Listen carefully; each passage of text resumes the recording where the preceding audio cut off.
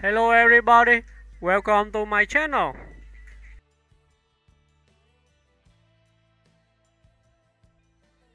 Jean Harlow was an American actress and one of Hollywood's first true sex symbols, whose charisma, beauty, and boldness helped define the image of the blonde bombshell during the 1930s. Despite a tragically short life, she left a lasting mark on cinema and popular culture, becoming one of the brightest stars of the golden age of Hollywood. Early life. Jean Harlow was born Harlean Harlow Carpenter on March 3, 1911, in Kansas City, Missouri. She was the only child of Mont Clair Carpenter and Jean Poe Carpenter. Her mother, known as Mama Jean, had theatrical ambitions of her own, which she later projected onto her daughter. After her parents' divorce, young Harlean moved with her mother to Los Angeles, where the glamour of Hollywood loomed large. Although she attended the Hollywood School for Girls, Harlow's early life was restless, marked by frequent moves and her mother's determination to see her succeed. At just 16, she eloped with Charles McGrew, a young businessman, and relocated to Los Angeles, where she was eventually discovered by accident. Rise to stardom. Jean Harlow's entry into film began with small, uncredited roles in the late 1920s. Her first significant break came when Howard Hughes cast her in the 1930 film Hell's Angels, one of the first major talking pictures. Her performance and striking platinum blonde hair captivated audiences. She became an overnight sensation, embodying a new kind of Hollywood glamour, modern, daring, and sexually confident. After signing with Metro-Goldwyn-Mayer, MGM, Harlow's career soared.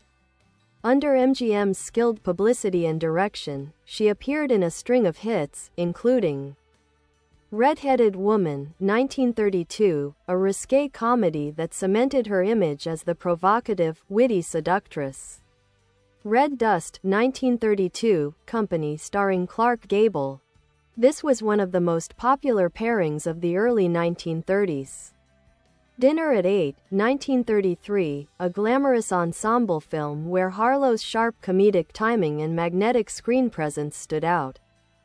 Bombshell, 1933, a semi-autobiographical satire in which she played a movie star overwhelmed by fame, ironically mirroring her real life. A new kind of star. Jean Harlow broke conventions of her time. She was outspoken, confident, and exuded a mix of innocence and sensuality that fascinated audiences.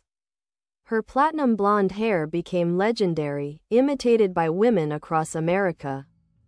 Despite her screen persona as a carefree temptress, off-camera she was known to be warm, unpretentious, and deeply loyal to her friends and co-stars. Harlow's collaborations with Clark Gable became iconic. The two shared palpable chemistry in several films, and their friendship off-screen was genuine and affectionate. Tragic death in 1937. While filming Saratoga with Gable, Jean Harlow fell gravely ill. What began as fatigue and illness was soon diagnosed as acute kidney failure, uremic poisoning, a condition that, at the time, had no effective treatment. She died on June 7, 1937, at just 26 years old, leaving Hollywood and her fans in shock. Her death marked one of the first great Hollywood tragedies. MGM completed Saratoga using body doubles and released it posthumously, and it became one of the studio's biggest hits that year. Legacy. Jean Harlow's legacy endures as one of cinema's most influential icons. She redefined femininity in the early sound era and paved the way for future screen sirens like Marilyn Monroe, Jane Mansfield, and Madonna.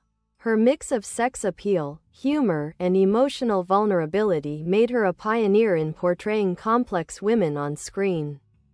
She is often remembered as the original Platinum Blonde, the nickname that became synonymous with her allure and style. Jean Harlow remains a symbol of the golden age of Hollywood, a radiant star whose light, though brief, continues to shine brightly in film history.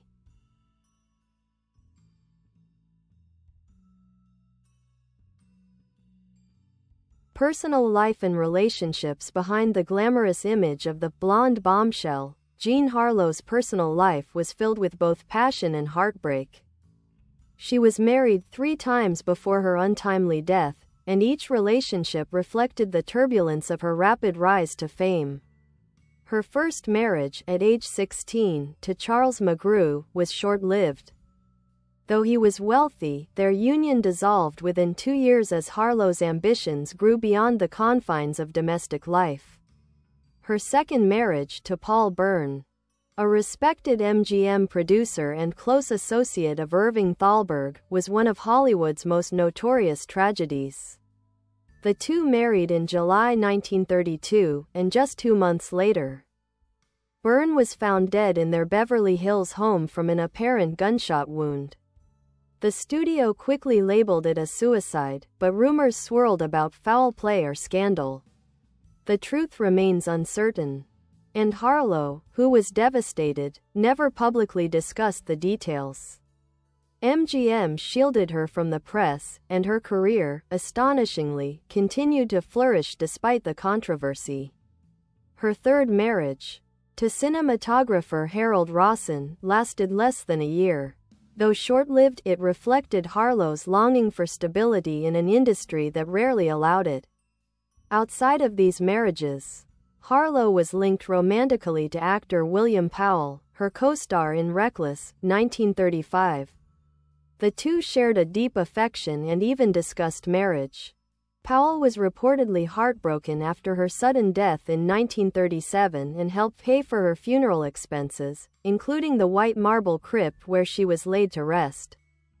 Public image and personality. Despite her reputation as the bad girl of early Hollywood, those who knew Jean Harlow described her as down-to-earth, witty, and kind-hearted.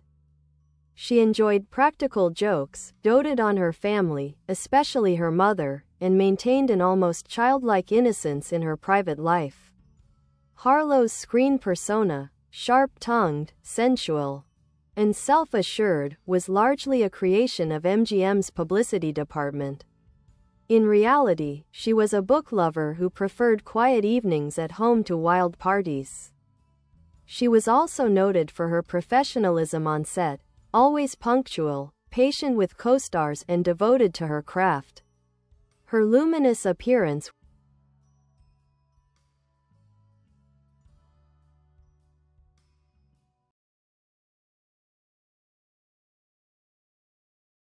Bye bye. Thanks for watching. Bye.